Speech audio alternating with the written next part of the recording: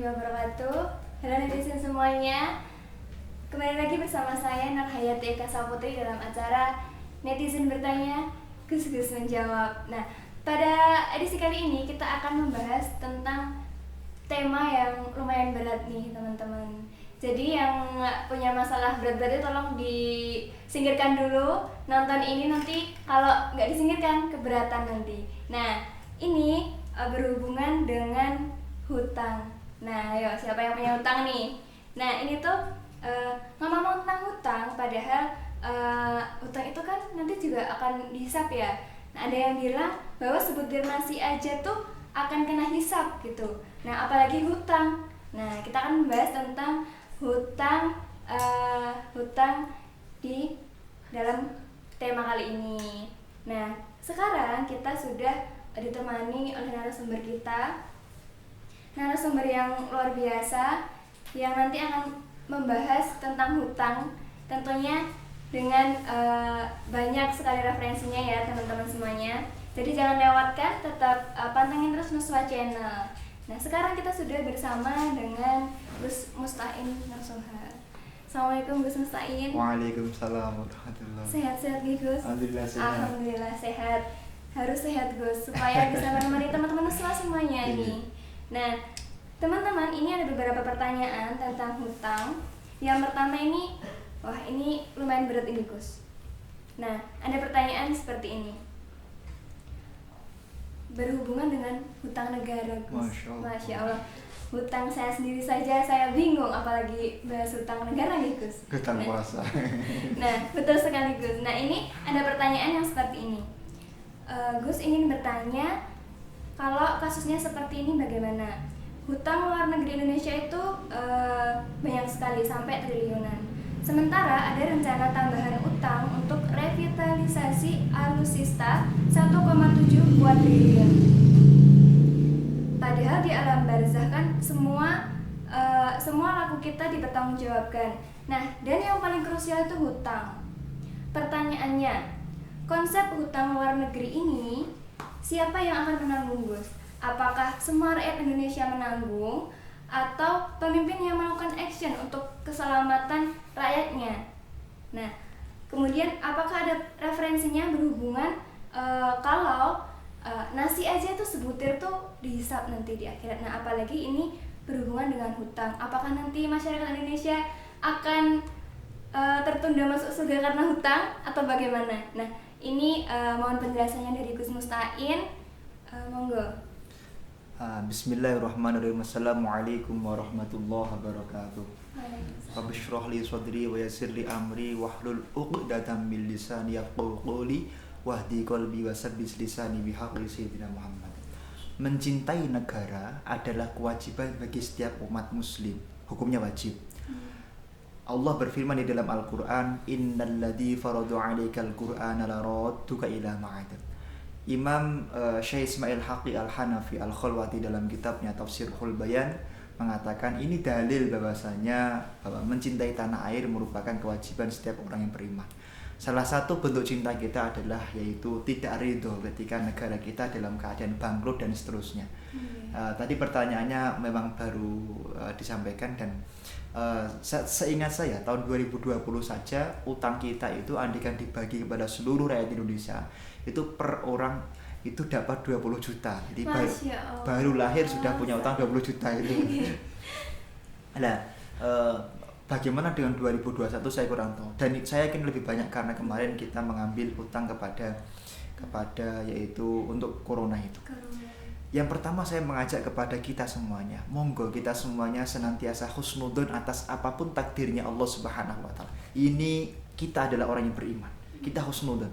Kita dijadikan orang yang kebetulan punya hutang, kita husnudzon kepada Allah Subhanahu wa taala. Mungkin Allah memberikan kita hutang yang banyak karena Allah ingin kita menangis setiap malam dan akhirnya kita dekat dengan Allah Subhanahu wa taala. Mungkin itu. Atau mungkin kita ingin dijadikan oleh Allah menjadi orang yang yaitu dosanya diampuni karena orang yang punya hutang tertekan dosanya diampuni oleh Allah Subhanahu wa taala. Bahkan Imam Ibnu Athaillah akan di dalam syarahnya, Syarah Hikam, itu doanya orang yang punya hutang dan tertekan adalah mustajabah. Maka monggo kita semuanya husnudzon. Ada dong bedanya kita dengan orang-orang yang tidak kenal dengan syariat. Kita harus husnudzon ketika kita memiliki hutang atau negara kita memiliki hutang. Nah, sekarang pertanyaannya, setelah kita husnudzon, ya kita harus ada ikhtiar. Siapa orang yang bersalah atau apakah kita akan menanggung hutang itu di akhirat? Ngeten. Berhutang itu sah dan dibenarkan oleh syariat. Kami akan membaca satu kitab ya. Sudah kami siapkan, kami foto. Kitab Yanatul Talibin tapi sudah kami foto. Bismillahirrahmanirrahim. Wa yahrumul iqtira 'alal muttar lam yarja. Tidak diharamkan bagi orang yang tidak yakin untuk mampu membayar hutang, kemudian dia berhutang. Jadi selama kita masih yakin mampu membayar hutang, maka berhutang itu hukumnya sah menurut syariat. Kalau ada wafa gitu. Kecuali kalau memang kita tidak yakin bisa membayar hutang. Dan saya husnudzon, negara saat itu ketika hutang itu negara itu yakin. Pemerintah yang melakukan sebuah MOU kesepakatan hutang itu yakin bahwa negara Indonesia adalah mampu membayar hutang. Maka berhutangnya saat itu saya husnudzon adalah tidak dihukumi dosa. Jadi yang pertama itu. Yang kedua, ya, sekarang siapa yang akan menanggung daripada hutang negara tersebut? Nah, di sini telah dibahas oleh para ulama. Kami akan membacakan satu kitab tentang masalah hutang tersebut, bahwasanya Imam Fakhruddin Ar-Razi di dalam kitab Mafatihul Ghaib mengatakan idza 'aliman nas anna gharimahu mu'asir haramun 'alaihi hasibahu. Ketika orang mengetahui bahwasanya kalau saya memberi utang kepada si fulan, ke fulan ini pasti nggak bisa membayar, maka kita haram memberikan hutang kepada orang tersebut. Seperti itu. Nah, kalau misalnya telah diberi utang benar-benar, maka dia doman, dia harus memberikan sebuah kelonggaran sampai orang ini bisa membayar utang. Salahnya dia kenapa memberi utang kepada orang yang tidak bisa membayar utang, seperti itu. Nah, ketika misalnya ketika negara itu memiliki hutang, apakah kemudian kita juga bertanggung jawab atas itu? Tentu kita akan menjadi orang yang diperintahkan oleh Allah untuk berkontribusi. Misalnya ketika pemerintah mau hutang, kemudian kita protes misalnya, karena kita khawatir tidak bisa membayar hutang. Kemudian kita telah berusaha memilih pemimpin yang sesuai, misalnya di dalam kitab kita karya Sya'udah itu Tasi'ul Jinai fil Islam, kita sudah memilih pemimpin yang kredibel lah, yang bagus. Kemudian kita telah memberikan sebuah masukan. Kita telah memberikan masukan, pemerintah jangan berhutang. Kita telah berusaha untuk menasihati pemerintah. Kok pemerintah tetap berhutang?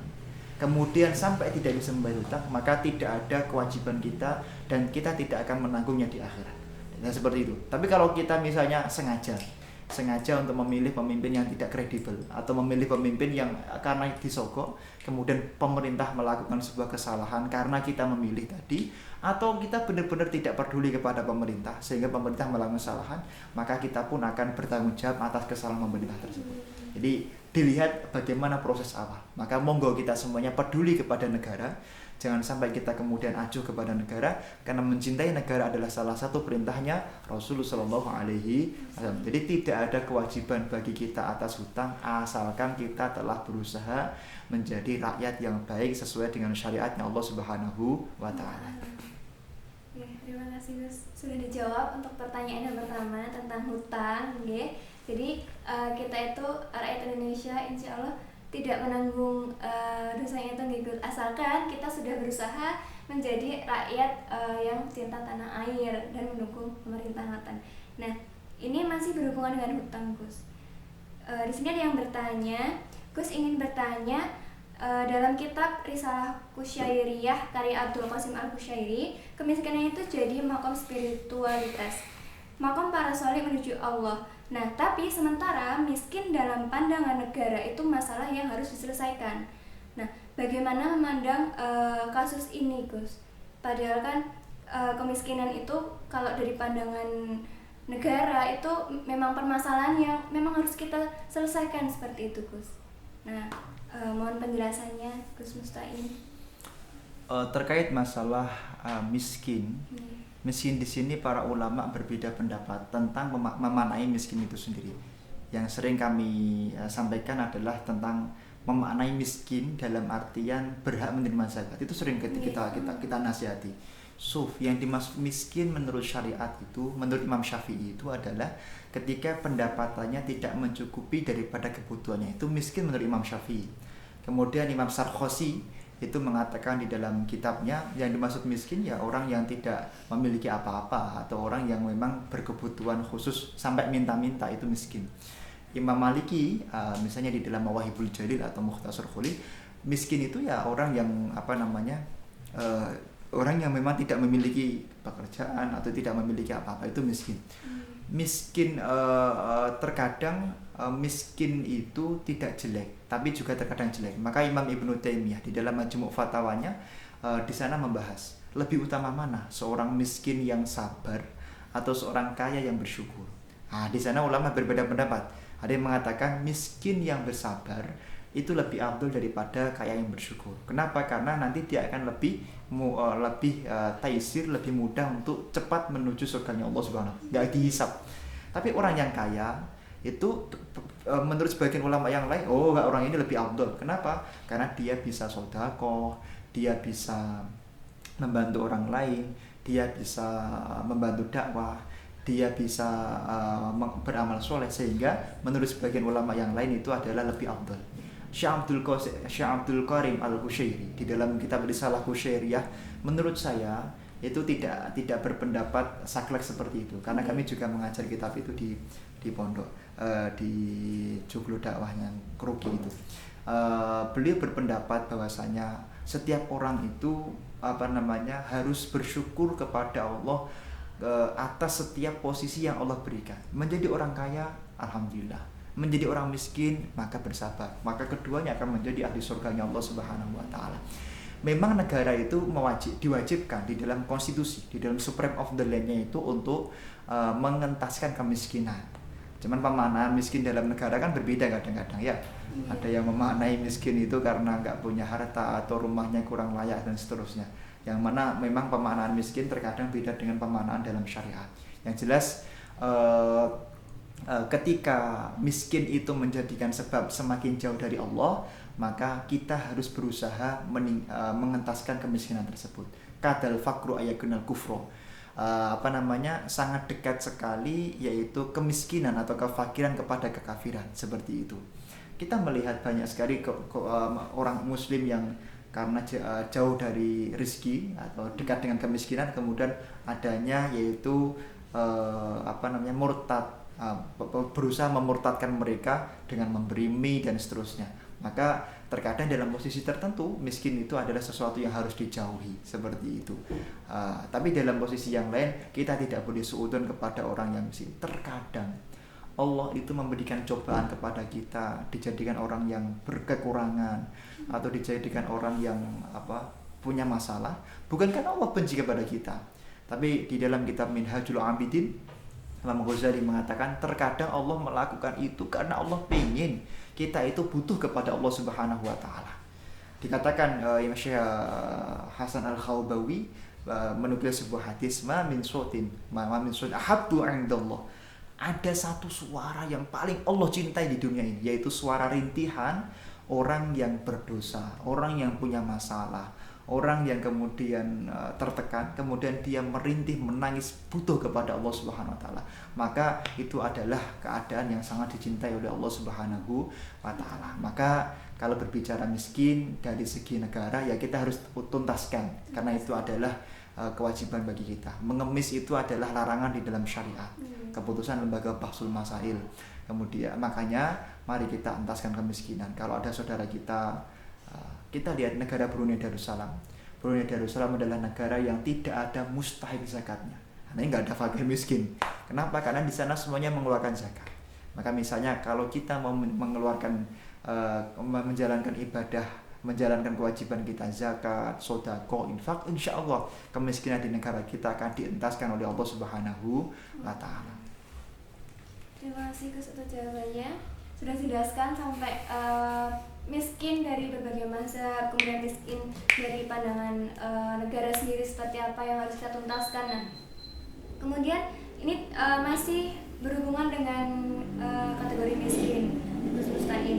Ini ada pertanyaan tentang memperbanyak keturunan. Nah, Nabi Dawud memperbanyak keturunan itu hadisnya banyak. Sementara overpopulation disertai kondisi kemiskinan itu problem sebuah negara. Nah, bagaimana memandang hal tersebut, Gus? Apakah memang terlalu mungkin banyak anak itu nanti akan mempengaruhi kondisi kemiskinan atau bagaimana? Nah, ini memandangnya itu seperti apa, Gus? Iya. Mohon penjelasannya. Ini agak-agak ngapunten ya, agak-agak Inggris sedikit ya. Jadi negara kita tuh telah meratifikasi International Convention Civil and Political Rights di dalam Undang-Undang Sipol 12 tahun 2005 atau internasional tentang hak ekosop itu, bahwa punya anak melanjutkan keturunan itu adalah hak yang sifatnya non-delegible rights atau sesuatu yang tidak bisa dibatasi dalam keadaan apapun. Itu hak. Negara boleh menyarankan 2 anak cukup, cuman memang tidak bisa dibatasi. Kamu kalau sudah punya 2 anak harus pakai penghalang misalnya, nggak bisa negara itu adalah hak yang non-delegible rights di dalam superfasum negara kita. Lah, banyak anak memang dianjurkan oleh Rasulullah SAW. Ubahi bikumul umam yaumil qiyamah. Aku tuh bangga kalau umatku tuh banyak di hari kiamat. Maka natijah yang ada di dalam masalah ini adalah ketika Anda yakin akan bisa mendidik anak Anda menjadi orang yang soleh, menjadi anak yang cinta dengan syariat, menjadi para dai-dai, menjadi orang yang bisa intisyarul ilm, menyebarkan ilmu dan lain sebagainya, selalu di jalan yang dicintai oleh Allah, maka perbanyak anak itu sangat dianjurkan oleh Allah Subhanahu wa taala.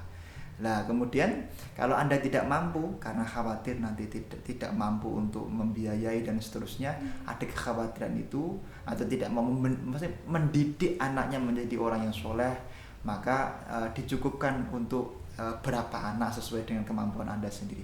Tapi bagi orang-orang soleh, apalagi pengurus nuswa seperti ini, saya kira kurang afdol kalau anaknya sedikit. Kenapa? Karena insya Allah kalau pengurus nuswa juga besok anak-anak juga akan menjadi para dai-dainya Allah Subhanahu wa taala seperti itu. Maka natijah saya atau conclusion saya adalah ketika Anda yakin akan mampu mendidik anak Anda menjadi anak yang kenal dengan Allah dan Rasulullah, maka perbanyak anak Anda. Karena itulah yang dibanggakan oleh Rasulullah SAW. Tapi kalau tidak yakin, ya misalnya tidak yakin tapi Anda, saya nggak yakin tapi kan saya punya kiai Bang Ustaz, perbanyak tetap nggak apa-apa. Tapi kalau ragu-ragu, maka cukupkan dengan anak yang kira-kira Anda mampu. Seperti itu. Islam harus banyak, karena semakin banyak orang yang beriman akan semakin membanggakan Rasulullah SAW. Terima kasih untuk jawabannya, Gus. Sudah lengkap sampai saya terdiam. Nah, lengkap, jelas, dan sudah dijabarkan semuanya tentang hutang, kemudian tentang kemiskinan, dan juga banyak keturunan sudah dijelaskan dengan jelas oleh Gus Mustain. Nah, mungkin untuk konten kali ini cukup sekian dulu. Kita nanti akan membahas tema-tema yang akan datang lebih menarik lagi. Jadi teman-teman harus tetap pantengin Nuswa Channel. Sekian dari saya Nurhayati Eka Saputri dan Gus Mustain. Apabila banyak salah kata, kami mohon maaf. Sampai jumpa di program-program selanjutnya Nuswa Channel. Jangan lupa like, komen, dan subscribe, dan share ke teman-teman kalian. Tetap itu harus. Nah, sekian. Assalamualaikum warahmatullahi wabarakatuh.